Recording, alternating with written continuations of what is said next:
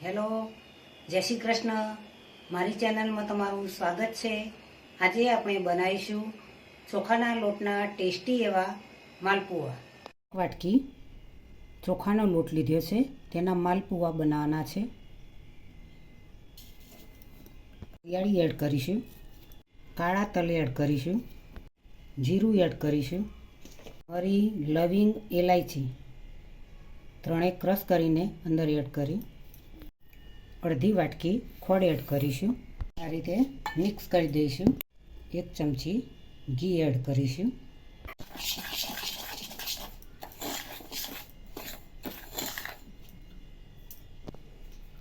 પાણી એડ કરીશું.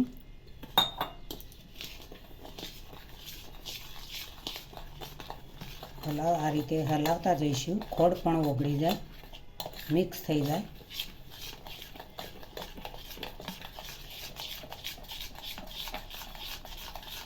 સરસ એવા મીઠા માલપુઆ બનાવવાના છે. ઘઉંના લોટના પણ બને, ચોખાના લોટના પણ માલપુઆ બને, ચોખાના લોટની પૂરી પણ બને.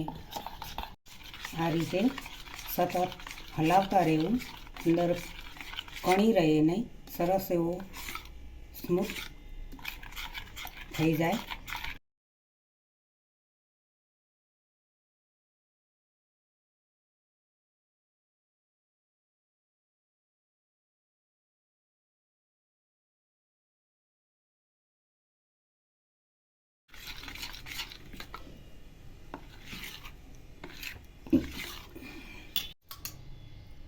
તવાની અંદર પહેલાં ઘી એડ કરીશું.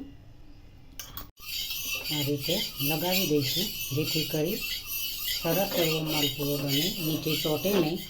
અને આ રીતે મિક્સ હલાવીને એડ કરીશું. આ રીતે ધીમે ધીમે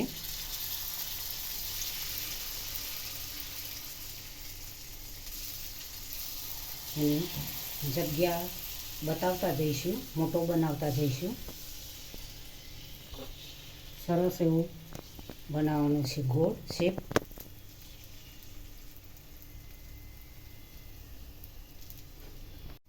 હવે તેની આજુબાજુ ઘી લગાવીશું.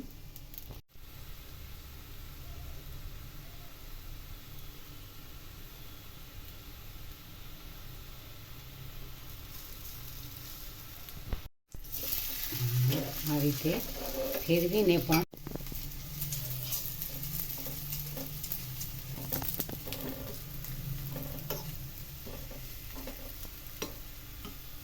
ઘીની અંદર બનાવો તો મસ્ત સરસ એવા ટેસ્ટી લાગે. તેલની અંદર પણ બનાવી શકાય, તેલ વેડીને પણ બનાવી શકાય. આ રીતે કિનાર પર ઘી લગાવીશું, જેથી કરી અંદર ઘી જાય.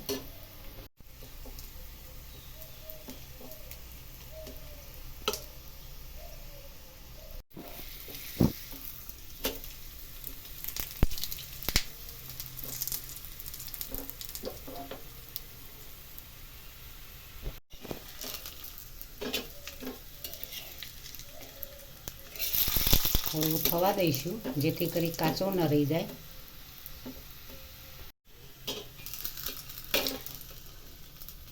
આ રીતે પકડીને ઘી લઈ લઈશું.